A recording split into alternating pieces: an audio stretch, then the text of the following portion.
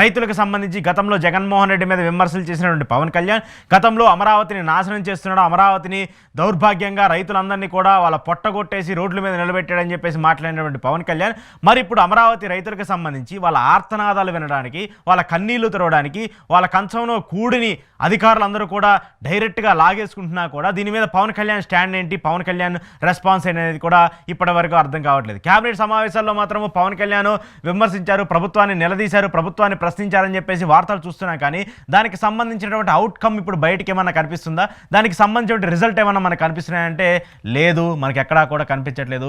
పవన్ కళ్యాణ్ ఒక ప్రశ్నలా మిగిలిపోతున్నాడు అనేది కూడా మనకు మళ్ళీ అర్థమవుతుంది. ఆయన బయటకు వచ్చి మాట్లాడుతున్నారు, బయటకు వచ్చి ప్రశ్నిస్తున్నారు అనేటువంటి తరహా సిచ్యువేషన్ కూడా మనకి ఎక్కడా కూడా కనిపించట్లేదు. గతంలో మనం చూస్తూ ఉన్నాము, అధికారం చేపట్టిన తర్వాత మొదటిసారి అసెంబ్లీలో మాట్లాడినటువంటి పవన్ కళ్యాణ్ నేను పొత్తులో ఉన్నా, ప్రభుత్వంలో భాగస్వామిగా ఉన్నా, ఏదైనా తప్పు జరిగినా, ప్రజలకు ఏదైనా ఇబ్బంది అనేది కల్పించినా కూడా నేను ప్రభుత్వాన్ని కూడా ప్రశ్నిస్తాను, అవసరమైతే నేను ప్రతిపక్ష పాత్ర తీసుకుంటాను, నేను ఒక ప్రతిపక్ష నాయకుల్లా ఉంటానని చెప్పేసేటువంటి మాట్లాడినటువంటి పవన్ కళ్యాణ్ ఇప్పుడు ఎందుకు ఆ ప్రతిపక్ష పాత్రని తీసుకోవట్లేదు, ఇప్పుడు ఎందుకు ఆ ప్రతిపక్ష పాత్రకి సంబంధించిన అంశం మీద మాట్లాడలేదు? సరే, ఖచ్చితంగా జగన్మోహన్ రెడ్డి 11 స్థానాలకు పడిపోయాడు, ఆయన ప్రశ్నించినా పట్టించుకోలేని పరిస్థితి, ఒక మీడియా వర్గము, ఒక పేపర్లు, ఒక వ్యవస్థ మొత్తం కూడా మీ వైపు ఉంది, ఏది మాట్లాడినా కూడా దాన్ని నెగిటివ్గా ట్రోల్ చేసే పరిస్థితే కనిపిస్తుంది తప్ప దాని మీద ఉన్నటువంటి పాజిటివిటీని ముందుకు తీసుకెళ్లే సిచ్యువేషన్ కనిపించట్లేదు. కానీ పవన్ కళ్యాణ్ అలా కాదు కదా, ఆయన ప్రభుత్వంలో భాగస్వామ్యంగా ఉండి ఆయన ఇది చెయ్యొద్దు అనేటువంటి ఒక సిచ్యువేషన్ రైస్ చేస్తే ఖచ్చితంగా ప్రభుత్వం అలా చేస్తుందా?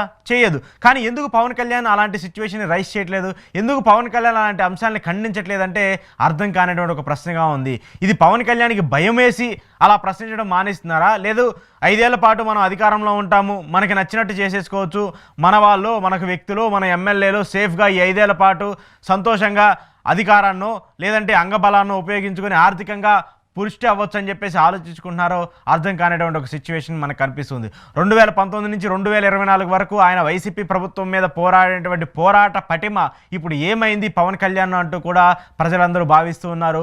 ముఖ్యంగా ఆయనకు ఓట్లేసినటువంటి ప్రజలందరూ కూడా ప్రశ్నిస్తూ ఉన్నారు. మరి పవన్ కళ్యాణ్ గారు ఇప్పటికైనా మౌనం వీడి ప్రభుత్వం తీసుకున్నటువంటి నిర్ణయాలు, ప్రభుత్వంలో భాగస్వామ్యంగా ఉండి ప్రభుత్వంలో కీలక పాత్ర పోషిస్తున్నటువంటి పవన్ కళ్యాణ్ ప్రశ్నించాల్సినటువంటి తీరు ఎందుకు కనిపించట్లేదు తెలియదు. కానీ ఇక నుంచి అయినా ఆయన దాని మీద ప్రశ్నిస్తారనేటువంటి ఒక ఆలోచనలో ప్రజలు వస్తున్నారు. ఇక నుంచి అయినా పవన్ కళ్యాణ్ ప్రశ్నించకపోతే, పవన్ కళ్యాణ్ నోరెత్తి మాట్లాడకపోతే, పవన్ కళ్యాణ్ ఈ అంశాలన్నిటికీ సంబంధించి ప్రజల్లో వస్తున్నటువంటి వ్యతిరేకతని, ప్రజల్లో వస్తున్నటువంటి అసంతృప్తిని బయటకి వెళ్ళగక్కకపోతే మాత్రము టీడీపీతో పాటు మీరు కూడా మునిగిపోవాల్సిన పరిస్థితి వస్తుంది.